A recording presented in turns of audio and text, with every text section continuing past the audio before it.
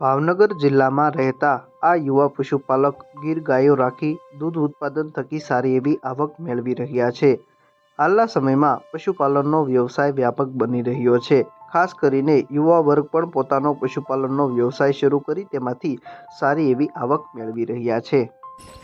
મારું નામ ભોલુભાઈ ચાવડા, ગામ વલભીપુર, તાલુકો વલભીપુર, જિલ્લો ભાવનગર.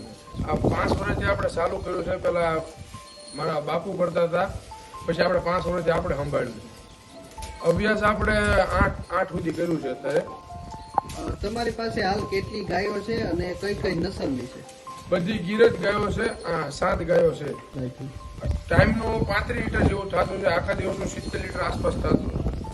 દૂધ ડેરીમાં ભર્યું છે, છૂટક ગરાગીમાં ભર્યું છે. 55-60 આસપાસનો ભાવ મળી રહે આપણને. એ 3 ટાઈમ પાણી પીવડાવવું પડે છે. 3 ટાઈમ સારો, સૂકો સારો, પછી જે લીલો ઘાસ આવે બીજું ઘાસ ખવડાવી. એને અંદાજે તો ગાવ હોય ન હોય તો આપણે અંદાજે લાખ આસપાસનું દૂધ થતું હોય છે.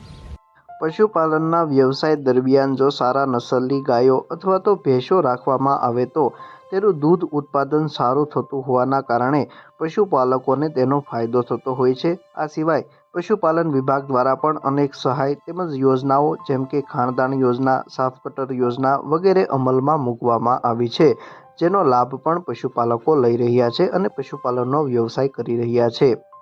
ભાવનગર જિલ્લાના વલભીપુર ખાતે રહેતા યુવા પશુપાલક ભોલુભાઈ ચાવડા, જેઓએ 8 ધોરણ સુધીનો અભ્યાસ કર્યો છે, પોતે છેલ્લા 5 વર્ષથી પશુપાલનના વ્યવસાય સાથે સંકળાયેલા છે. પોતે વિચાર આવ્યો કે અન્ય વ્યવસાયની સરખામણીએ પશુપાલનના વ્યવસાયમાં સારી એવી આવક અને સફળતા રહેલી છે, જેથી પોતે આ વ્યવસાય શરૂ કર્યો.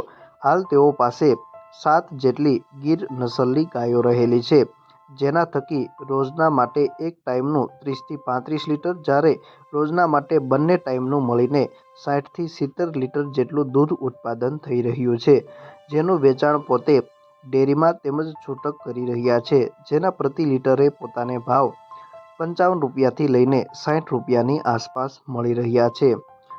દૂધ ઉત્પાદન થકી તેનું વેચાણ કરી મહિને આ પશુપાલક 80,000 રૂપિયાથી લઈને 1 લાખ રૂપિયા સુધીની આવક પણ મેળવી રહ્યા છે.